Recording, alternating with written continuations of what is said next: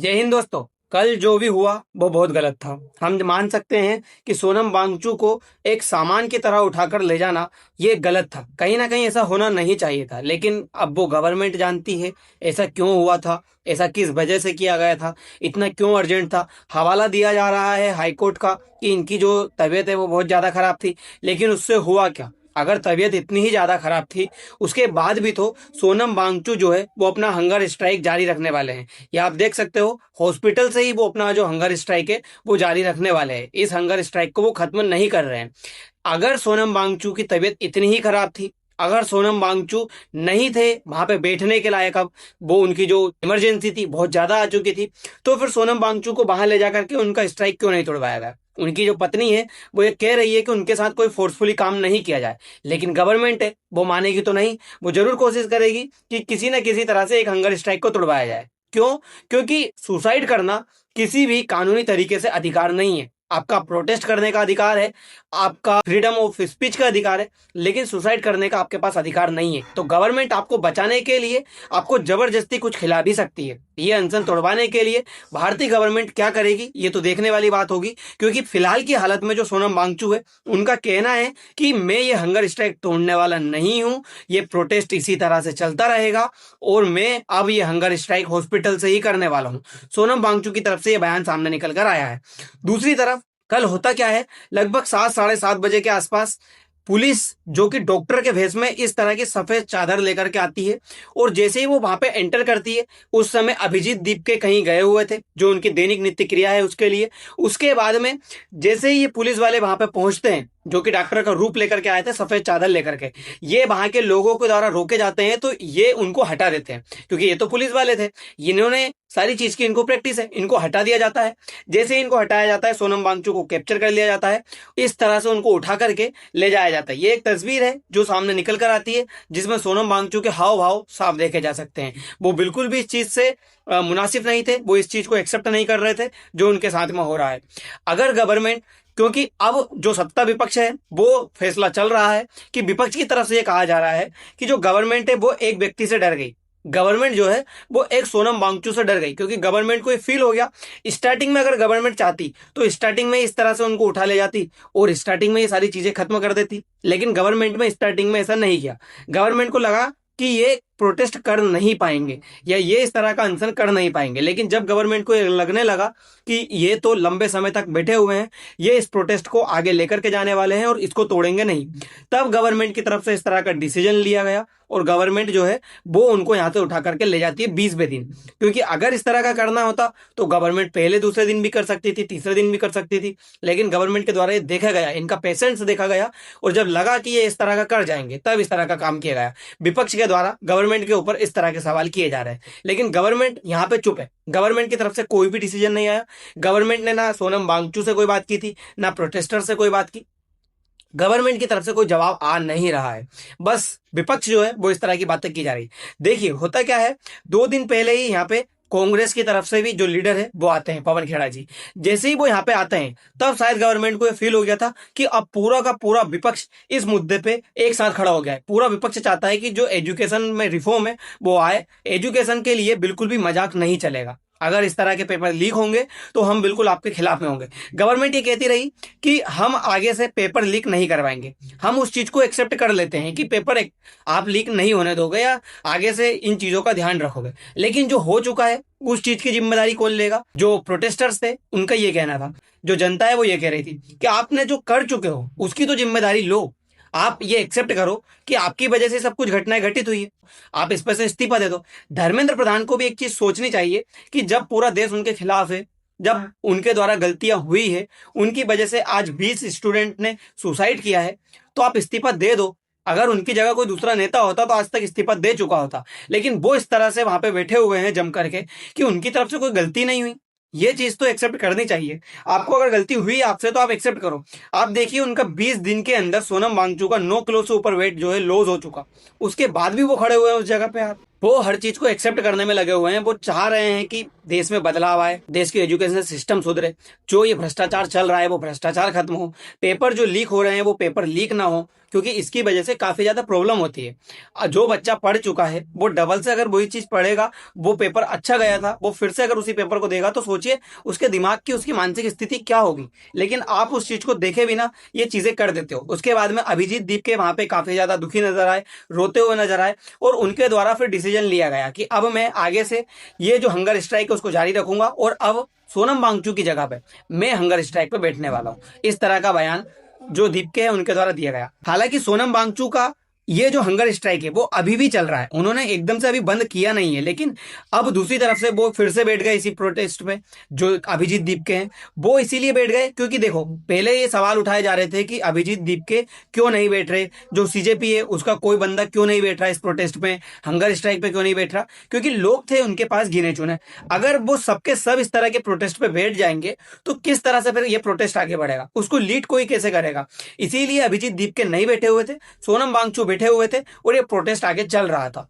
पर अब जब सोनम वांगचुक को इस तरह से उठा लिया गया है, जिसका कोई मतलब वजह ही समझ नहीं आ रही कि उनको इसे क्यों उठाया गया। देखो, अनुमान ये लगाया जा रहा है कि आने वाली जो 20 तारीख है, यानी कि मंडे को पार्लियामेंट के तरफ ये लोग जो है मार्च करने वाले हैं। कल ये जो पूरा प्रोटेस्ट है ये संसद की तरफ जाने वाला है, जिसको दबाने के लिए बताया जा रहा है कि गवर्नमेंट उस चीज से डरी हुई थी। गवर्नमेंट नहीं चाहती थी कि ये जो है सामने आए या प्रोटेस्ट करने संसद तक आए, इसीलिए गवर्नमेंट के द्वारा इनको एकदम से कैप्चर कर लिया गया। क्योंकि जो दिल्ली का कमिश्नर था वो एकदम से बदला गया। सुबह 3 बजे उस कमिश्नर को नियुक्त किया जाता है, 6 बजे वो कमिश्नर ये डिसीजन ले देते हैं, और जो पुलिस वगैरह है वो डॉक्टर के भेष में आकर के इनको लेकर के जाती है। क्योंकि जो डॉक्टर वगैरह है वो लगभग 8 बजे के आसपास इनका चेकअप करने के लिए आते हैं, देखने के लिए आते हैं रोज। पर उस दिन यानी कि कल जो है सुबह 6 बजे आ गए, और 6-7 बजे के बीच में इनको ले जाया गया। मतलब कहीं ना कहीं पूरा प्लान किया गया था इनको वहां से उठाने के लिए। जब अभिजीत दीपके भी वहां नहीं थे तब ये सब कुछ प्लान है गवर्नमेंट की तरफ से किया गया। देखिए, जो भी चीजें हैं हम नहीं जानते कौन सही है कौन गलत है, लेकिन ये चीज साफ नजर आ रही है कि बच्चों ने सुसाइड किया था, लीक पेपर हुए थे, और पिछले कई सालों से बहुत सारे पेपर लीक होते हुए नजर आ गए। तो कहीं ना कहीं जिम्मेदारी लेनी होगी गवर्नमेंट को। या तो आप धर्मेंद्र प्रधान का इस्तीफा दिलवाइए, या आप कोई आश्वासन तो दीजिए इस तरह का कि आगे से ऐसी चीजें नहीं होंगी, और अगर होगी तो इसकी सजाएं ये होगी। आप कोई सजा निर्धारित नहीं कर रहे हो, आप किसी तरह की कोई रिस्पॉन्सिबिलिटी नहीं ले रहे हो। जनता के अंदर डर इस बात का है कि अगर गवर्नमेंट आज रिस्पॉन्सिबिलिटी नहीं लेगी तो क्या गवर्नमेंट कल और इस तरह के काम होंगे, तो क्या गवर्नमेंट रिस्पॉन्सिबिलिटी लेगी, क्या गवर्नमेंट की तरफ से कोई डिसीजन लिया जाएगा। जनता सवाल यही कर रही है, और सरकार की तरफ से कोई जवाब नहीं दिया जा रहा।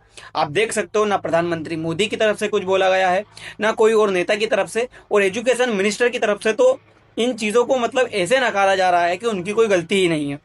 तो ये चीज़ें कहीं ना कहीं आगे बढ़ती हुई साफ नजर आ रही है कि ये प्रोटेस्ट अब और तेजी से बढ़ेगा।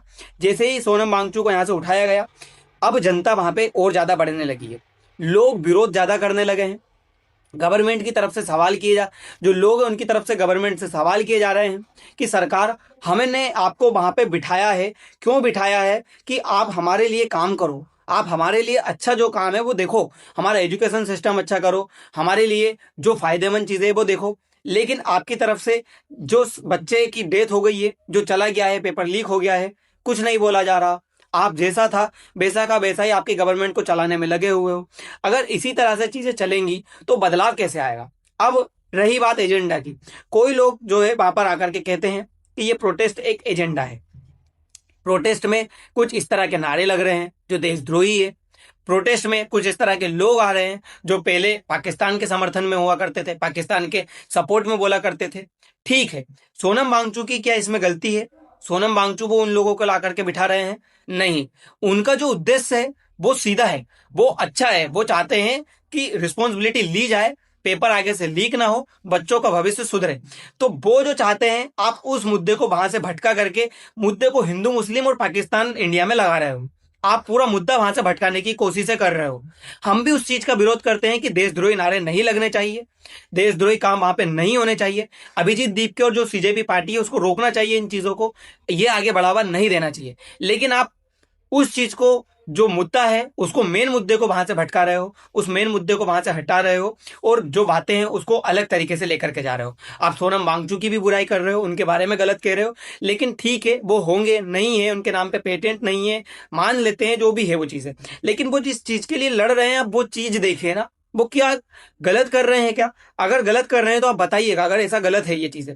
आपने इनको प्रोटेक्ट करने के लिए इतनी चीज़ें बना रखी है, इतनी चीज़ें जो है भटका रखी है उस मुद्दे को, उस जो जंतर मंतर पर चल रहा प्रोटेस्ट है उसको पूरा अलग ही दिशा में लेकर के गए इनको बचाने के लिए। अब इनको बचाने के लिए क्यों कर रहे हैं? क्योंकि देखो, बताया जा रहा है, पहले ये उड़ीसा के अंदर थे, उड़ीसा में बीजेपी की पार्टी नहीं आ रही थी, बीजेपी सरकार बन नहीं रही थी, इनकी वजह से उड़ीसा के अंदर बीजेपी सरकार बनती है, जिसके बाद में ये चाहते थे कि ये वहां के उड़ीसा के सीएम बने, लेकिन ये सीएम बन नहीं पाए। अब ये सीएम बन नहीं पाए तो बीजेपी सरकार ने इनको अपने यहाँ पे एक मंत्रालय दे दिया। अब इसीलिए बीजेपी इनको यहां से हटा नहीं रही है, क्योंकि बीजेपी अगर इनको यहां से हटाएगी तो इन्होंने जो बीजेपी के लिए किया है उड़ीसा के अंदर, वो काम कैसे होगा? बस यही कहीं ना कहीं मुद्दा घूम करके आ रहा है कि बीजेपी इनको बचा रही है। देखिए, अगर इनकी जगह कोई दूसरा नेता भी होता, कोई और होता, तो शर्म के मारे ही अब तक इस्तीफा दे चुका होता। अगर इस तरह के काम हो रहे हैं उनकी सरकार में, उनके होते हुए बच्चे सुसाइड कर रहे हैं, उनकी डेथ हो रही है, घर वाले माँ बाप के ऊपर सोचे आप क्या बीत रही है, उसके बावजूद ये वहां पर बैठे के वैसे ही बैठे हुए हैं, कुछ इनके द्वारा नहीं किया जा रहा। अब तक एक इस्तीफा देना था और ये खुद दे देते, बीजेपी गवर्नमेंट नहीं मानती, प्रधानमंत्री मोदी नहीं मांगते तो खुद दे देता, अगर रिस्पॉन्सिबिलिटी अगर इनके अंदर होती, ये चीजों को ये समझते, लेकिन ये चीजों को समझ नहीं रहे हैं, और ना जो है जनता है उनके ओर समझ रहे हैं, उनके दुखों को देख रहे हैं। इनको लगता है अगर सरकार में एक बार आ गए तो हटाना नामुमकिन है। लेकिन मैं आपसे फिर कहूंगा, एक दिन आएगा आपके पास, उस दिन आप दिखा सकते हो कि देश के अंदर जो है लोकतांत्रिक तरीके से गवर्नमेंट चलती है।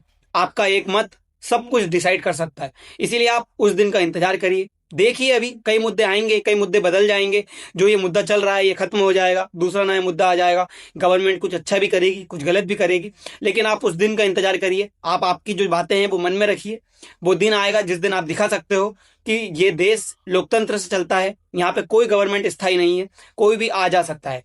दोस्तों, ये सारी चीजें फिलहाल के लिए इतना ही, अभी देखते हैं आगे क्या क्या चल रहा है, क्या होता है गवर्नमेंट की तरफ से। जो सोनम वांगचुक की हंगर स्ट्राइक है वो और कितने लंबे समय तक चलती है, और क्या ये वहां से इस्तीफा देते हैं, ये सारी चीजें देखने वाली बातें होंगी। फिलहाल के लिए इतना ही, मिलते हैं अगली वीडियो में। धन्यवाद।